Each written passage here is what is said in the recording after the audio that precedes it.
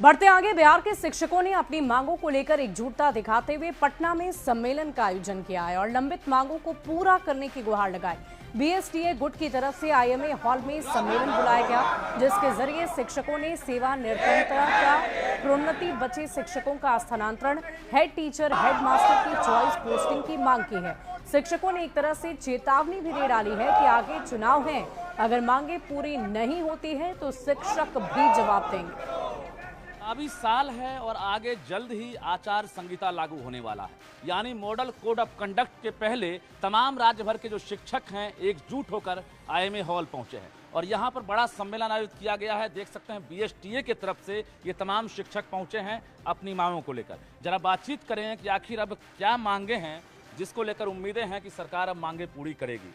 क्या लग रहा है, क्या सम्मेलन का मकसद है? सम्मेलन का मुख्य उद्देश्य ये है कि जो अलग अलग कोटि में बांटा गया है, पूर्व से निर्धारित है कि शिक्षकों को सहायक शिक्षक का दर्जा देना है, तो विशिष्ट शिक्षक, विद्यालय अध्यापक, ये आप देखें जो फिजिकल टीचर हैं उनको एक अलग नाम दे के उनको करा, तो हम लोगों का है कि एक संवर्ग हो। स्थानांतरण जो अभी चल रहा है उसमें है कि बहुत सारे लोग छूट गए हैं, उनके साथ जो भेदभाव हुआ है तो आदरणीय एससीएस महोदय से हम लोग को उम्मीदें हैं कि वो उसको देखते हुए करेंगे। प्रधान शिक्षक, प्रधान अध्यापक का जो मुद्दा है उसमें बहुत सारे लोगों को दूर दूर के जिलों में भेज दिया गया है, जबकि उनके अपने ज़िले में सीटें खाली हैं, तो सहानुभूतिपूर्वक विचार करते हुए उनके साथ उनका सामंजन हो।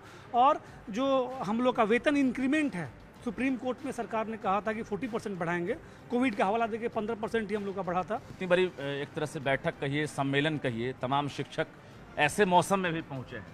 जी बिल्कुल पहुँचे हैं, इसलिए कि उनके अंदर उम्मीद है और साथ साथ आक्रोश भी है, क्योंकि वो 15 साल से 20 साल से 5 साल से सेवा दे रहे हैं। उनका जो वेतनमान है वो केंद्रीय वेतनमान होना चाहिए, उनका पूर्ण वेतनमान मिलना चाहिए, चाहे वो प्राइमरी के हों, चाहे वो +2 के हों, चाहे विद्यालय अध्यापक हों, प्रधान शिक्षक हों या प्रधान अध्यापक हों, सबको 7 पे के अनुसार जो लेवल है उस लेवल में उनका वेतन मिले हुए हैं। और मांगे नहीं अगर पूरी होगी तो चुनाव है, चुनाव में जो हम शिक्षक 6 लाख हैं, 6 लाख के कितने परिवार होते सरकार समझती है। और 2020 के जो चुनाव हुआ था वो सरकार देख चुकी है किस प्रकार से बैकफुट सरकार आई थी। अगर इस बार हम लोग की बातें को नहीं माना गया तो पूर्ण रूप से जो है सरकार को कबाड़ फेंकने का काम हम लोग करेंगे।